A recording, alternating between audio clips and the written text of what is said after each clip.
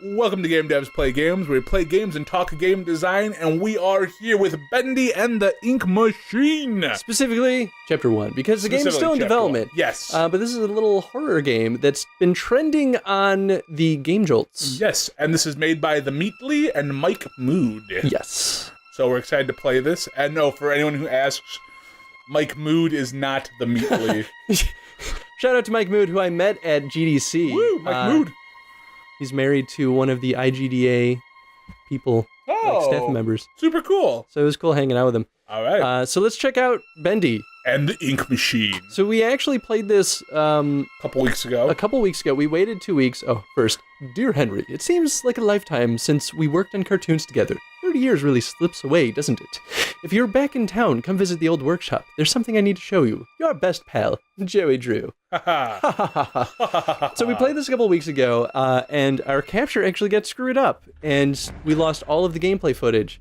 We did. So we waited a couple weeks so that Tony could forget all of the scares. Yep, and I can be properly freaked out all over again. But if Tony doesn't actually get too scared, I'm going to splice in the video footage of him freaking out and screaming and jumping, because I still have that. Yeah, there's a lot of it, especially near the end of this episode. Okay, so... Oh, Bendy's such a freaky-looking dude. Right? So the idea is, this has been compared or described to me as, like, Disney horror. Like, it's got that classic Disney kind of cartoon vibe to it. That late 30s Disney, like, oh, God. And I mean, Bendy even is pretty representative of that, right? Like, he's got the, like... Oh, yeah. The pupils with the little triangle cut out of it. I mean, he kind of looks like, Steamboat Willie Mickey Mouse. Yeah, A little bit.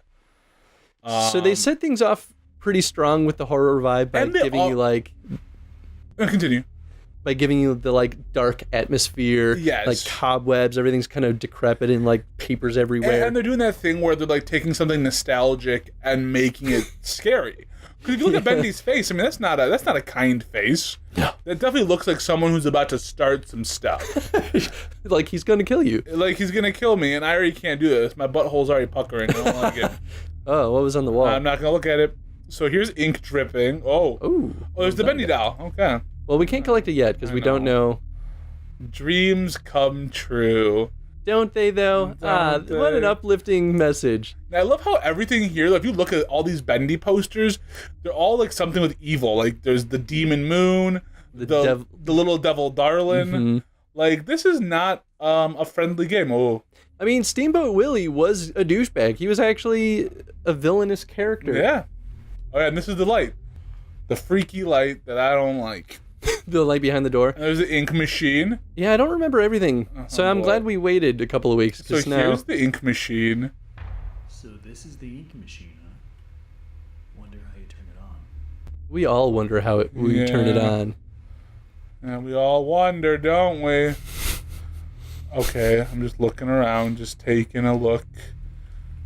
Oh God, there it is. Okay, no, that's supposed to be there. That's supposed to be there. That's just Bendy, man. That's just Bendy, man. It's just a cardboard cutout. What are you scared of, Tony? Everything. I'm scared of everything, and I'm already gonna mess all this up. I'm gonna poop my pants. I really like their atmosphere effects of having these little like dust particles floating. There's something really satisfying about it, right? Because it helps like give this feeling of this has kind of been an abandoned environment. I noticed that this light was on before. This is a different light than the one from before. Yeah, I don't know. There's the dancing demon There's definitely some randomization to the game. I feel it already. I don't know. I do not like this. Oh yeah. God, yeah, this. You okay in here? Oh my God, Joey. What were you doing? What were you doing, Joey? So, Bendy in Sheep Songs with Boris the Wolf. Okay, so this is Boris. This is Boris. I'd like to point out that he's also missing his eyes. Yeah, it's freaky. Well, you know what's interesting? So, like, I was just reading an article yesterday about Goofy. Oh, who's laughing now? Let's not forget that. And Goofy, everyone thinks is a dog. He is not a dog.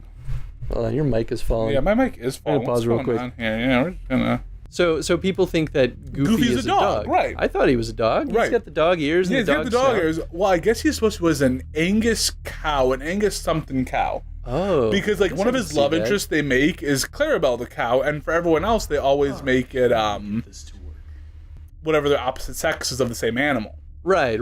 And so everyone's like, oh, maybe. So, okay, so we need to turn on this power somehow, but it's low pressure, so that's not going to happen. So what we need is some ink, it looks like. Which is a pretty intuitive way to tell us like what we need. Music. Get some pedestals in the room that has the switch. A doll. So show some pictures. A book, a wrench, and a gear. Okay, well, we've definitely seen a few of these We've done a things. few of these things, and that's what I was kind of doing. I'm not ready. Oh, God. What are you worried about? Oh, God, that. Why is he there? Oh. Put this here. Who put this here? I'm going to knock it down. Nope. All right, well, that's all I could do. So I'm just going to walk away. it is interesting to me, though. They kind of rely on some of the same, like, fear-giving mechanics that games like Slender does. Yes. Where it changes things in the environment when you're not looking. And so, like, Slender was scary because Slender just kind of appeared in the environment, and it became scary when you realized that he was there. Almost worse from this angle. This works because it sort of gives you the effect of a jump scare without actually having something jump at you. Yeah, no, without it just places it there, and I think that's so much more creative. And I think the thing that helps sell it even further is that the bendy like cardboard cutouts are just naturally already throughout the environment. Yes. So when they start jumping out at you or like start just like moving around, when you see the other ones that were already in the environment, it starts being scary because it keeps you on your toes. You don't know if it's one of the ones moving or if it's one of the ones that was already there. Right, exactly. You're just like, oh my God, what's happening? Oh, that's you needed a wrench, right? Is that it? Did I miss wrench? Right there. Oh yeah, there's wrench. Wow, I almost Bam. because for a second it kind of blended in with the seat. So there's a little bit of random generation. I remember last time we played it, some of those objects were in different locations, They and I were. think that's important. I mean, maybe in the full game it's turned off. turned off. The light turned off. Okay, all right, we're fine. We're good. Nothing to see here. But it gives the demo a lot of replayability, and I think that's good too for like. I'm sure it's one of the things that helps differentiate some of the other YouTubers, is that like you can watch a Let's Play of it. And things are going to be a little different every time. Although I'm getting pretty lucky this time around. And it forces you to go to maybe new locations or look around different locations. Oh yeah, longer absolutely. Or, and so it kind of just adds more chance of scaring the player. Keeping you kind of guessing where everything is helps the anxiety like yes, it really build does. up. You're just like, I don't know, what am I supposed to do? What else do I need? I need like a film You thing. need like no, you got that one, or no, you got. Which one do I have? No, well not. Yeah, we have to go back to the room if we want to see. I don't think anything was here. You got? Did you get the doll? I got the doll. I got the wrench. I got the gear. And you got the record. And I got the ink. And you got the record, didn't you? And I got the record. So we're just missing the music notes. No, the music note's the record. Oh, that's right. Yeah, because remember, it was a weird one. It's like, oh, so isn't it film? Isn't film one? And then, or is it just, no, it's just 6 things altogether. So I'm missing the book.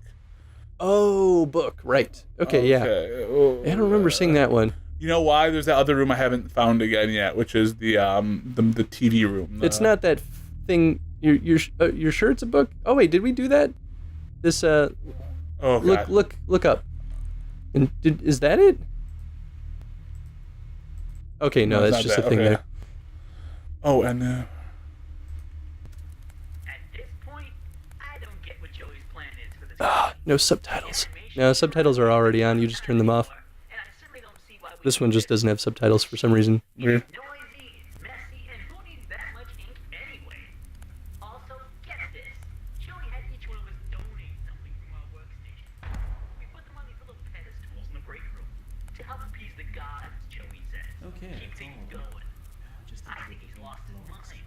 But hey, he Should be a writes the switch around checks. here somewhere. But I tell you what, Then if it's one better more of than these power. pipes burst, I'm out of here. I heard something about appeasing the gods. I heard peace and God, and if one more pipe bursts, I'm out of here. I know I have everything. Yeah, we'll just go back. Let me not play my. Oh God. Let me not play my cards at all. The use of lighting, I think, is really successful in drawing the player's attention to. It's terrifying. All right. Okay, so now So now we we should just- be good. Turn on the main power. I'm sure Yeah. everything will be fine. Oh no, we gotta we have to do something. There was another room, wasn't there, with a like a film projector? Yeah, I think I was on the way there, but I thought. So we couldn't turn that switch on until we had all those objects, I think? Yeah, we have all the objects. So now we just got to find that room, push a button. That's right, we have to find, not in here. It's not here. No, but it's this way, because I haven't gone this way yet. But yeah, I like the use of lighting. The because it's generally dark, and then in each room they kind of have a spotlight to draw the player's eye. Yeah. It helps focus on the things that are going to scare them, or yes, it really does. And it's just this world. The dust is also a nice little, because it gives you this kind of idea that, oh fuck, okay, oh fuck, oh my god, okay, all right. Okay. It made a noise too. I didn't notice that last Well, time. because we had the volume really low, and I think I just pooped my pants a little. That's fine. Oh look, it's everyone's Bendy. Everything's fine. Everything's great. Okay, ink pressure. All right, flow. Let the ink must flow. I'm sure everything's gonna be fine in your trip back. You ready? Oh god. Oh, he was there already, right? I don't remember. That's the interesting thing too, is that they have Bendy kind of pop out right in areas that you need to go. Oh god. And okay, so, run. Why are you turning around? I don't know. It's fine. You gotta go hit the switch. I gotta hit the switch. We gotta hit the switch. We're gonna be fine. We're gonna be fine. We're gonna be fine. It's interesting to me though that they have Bendy pop out at you in areas that you have to go, and then what it does is, because you still have to go over there, the player has to dwell on what might happen if they turn that corner. I keep going backwards. I hate, like, this map always throws me off. Yeah, Okay, I don't think I that's... think it was this way. No, it's in the same room with all the objects. Yeah, this is the way. This way. I just took a wrong turn. So here's a question for you. From a horror design perspective, do you think that forcing the player to go into the same areas where they have Bendy pop out, does that kind of like make it less scary over time? Because you start to see like, oh, nothing actually happens when I go to these areas after. Oh god. I don't think that's necessarily true, so long as they do legitimately find ways to scare the player in different ways. Okay, so now I've got that going. Oh, I need to go to the ink room, right? I gotta go to the ink machine itself. Yes, I think that's correct. The ink machine's over here. There it is. Oh god! Oh man! Oh.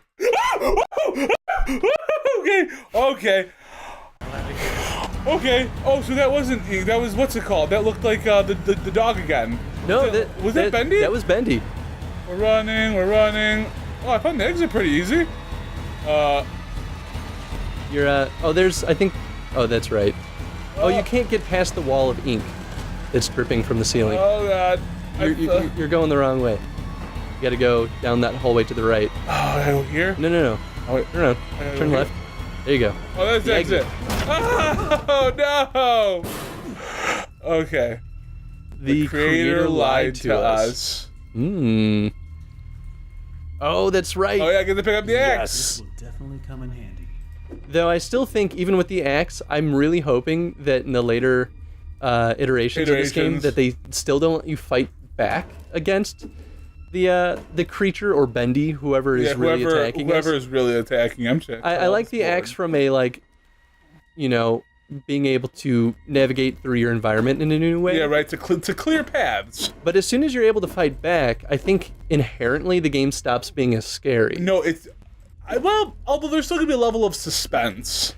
I mean, yeah. Because you don't know how much stronger these things are. Does one axe even make a difference to these creatures? I mean, and that's the argument, right? Like, maybe the player should have the option of trying to fight back, but if they can't actually do anything, and you don't need to actually break it. I'll break everything. Oh god. And that is Bendy. I almost said Endy and the Bink machine. I mean, close enough. Oh. It is going to be your Endy. Oh god. So they are currently developing this. Chapter 2, yeah. So I strongly encourage you guys to at least check out the Patreon. But I'm already sold. I think the aesthetic of the game works very well. So good. I think the horror design is pretty solid. The general, like, the writing for it and the themes going on are I think sufficiently creepy and engaging. Oh, absolutely. And there's just something, like I said, I was when I was playing the game, and there's just something in my body that was just like, okay, I need to go into this next area and I need to go through this, and it was freaky, you know. It was something where it's like you don't know what's gonna pop out. So when things did pop out, they got me. What do you think they're doing though that's making the game like what specific thing makes it the most scary? You know, the thing that makes it the most scary is not knowing, because it's so quiet. Oh. So it's the anticipation. It's the anticipation. They do a good job. Like, well, when you're looking at movies, right? Alfred Hitchcock was known as like the master of suspense, and suspense goes so much of a longer way than actual jump scares or gruesome things or gore or blood, whatever. Well, that's why I hate jump scares. Right, suspense is what makes you feel it. Now, although that's how jump scares kind of have to work, though. You need that suspense to happen. You need that silence to happen. I think a good jump scare happens when it's not really a jump scare. Yeah. When something that's already there just happens to catch your eye because of the way the environment is feeling. So I guess what are they doing to build that suspense in Bendy? Okay, I know they use the lighting pretty well to that advantage. The lighting is probably one of their biggest. It's probably one of their biggest helps in this game. But the lighting alone doesn't really sell that. It's the environment. It's the emptiness when it comes in terms of people. Because if there's people there, it wouldn't be freaky. You know, you'd just be walking around in a busted down place. I mean, do you think that knowing it's a horror game is partly what makes it scary? Or do you think that you could play this without knowing that it's a horror game and have a similar experience? You're going to know once you get to the title screen, though, because of the music. I mean, that's totally fair, right? Everything kind of directs it in the direction of, like, that was a weird phrasing, but it feels like a horror game, yeah, right? No, it absolutely feels like a horror game. And so I think it's one of those things where it's just... It's just, yes, part of it is that you know it's a horror game and you expect something to happen. So anticipation's built up from the second you hit play chapter 1. Once you get in the world, though, it's the music, it's the lights, it's the dust falling from the ceiling. Sound effects help big time, too. Yeah, it's the way the world looks. It looks beat up. And it's the fact that it's black and white with that yellow hue over there. It's just, it creates all of this, like, something isn't right, you know, something wrong is happening, and making the ink feel like blood. And that's actually what I was going to bring up. Yeah. I think the perfect first point in which they say to the player, aside from the general like feeling in the environment, the first time they really say this is a horror game, bad things are going to happen, is the first time you see the ink written on the wall. Yeah, and it feels like, you know, in like old movies when like you'd write blood on the wall and say some kind and of course they pick like these positive sayings because they want you to be filled with that, like, with that feeling that something that like it's a nostalgia saying, like, using, like, you know, dreams do come true, but then making it transform into something scary because what is this, like just by putting that in a world like this makes it 10 times scarier. It's taking something familiar and making it uncanny. It's about making you feel uncomfortable. That's what it comes down to. It's about making that suspense. It's about taking what you expect to be real and twisting it. That's what Bendy does. It bends your perception of what's good about, like, old cartoons. It's weird because I guess, like, I don't want to say that this game is anything like Five Nights at Freddy's because it's not. It's fundamentally a different type of horror game. Yes. But from a conceptual point, it's sort of working under similar themes. Yeah. Five Nights at Freddy's is theoretically scary in its themes because it's taking those automaton, Chuck E. Cheese robots and making them scary. Yeah. This is taking almost a deeper route because those automatons were inherently scary. That's just kind of the nature of the Uncanny Valley. They're taking characters that were meant to be sweet. Yeah. Bendy's taking cartoons and saying, like, this is something from your childhood, or maybe not if you're younger than that. Yeah.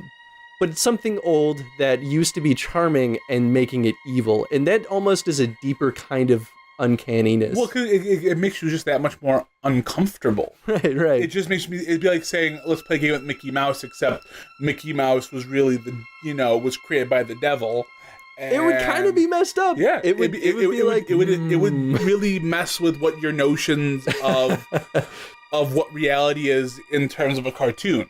I think that's what Bendy does so successful in just one chapter. And sure, not a lot happens in this chapter, but it's enough to be like, you want to play more. You please play more, and I want to play more. And that Patreon, I hope, is ridiculously successful. Yeah. I mean, Immediately has a pretty good following, so I'm pretty Good. I'm feel secure in saying that they're probably going to be able to fund the rest of the game, no problem. Yeah. But check out Bendy anyway. It's free on Game Jolt. Chapter 1 is anyway. Yeah. And then if you enjoy it, go support them on Patreon Yeah, go because to Patreon, give them that that's money how you make because they sure that this deserve it, becomes a yeah. thing. Absolutely. So, question of the day. Question of the day: what do you think that they're doing in Bendy to sell the horror? What specific element do you think is selling the game the strongest? Absolutely. If you guys enjoyed this episode, please hit that like button. Comment what you thought about our playthrough, the question of the day, all that good stuff. Share this video around so not only can we get more views, but Bendy can get more views. Yeah. So he can keep raking in the dough it. to make some good games. Tweet it out there. Tweet it. And we will see you guys in the next playthrough. Bye, everyone. See ya. So So the Meatly was the writer. Meatly, you're on my list.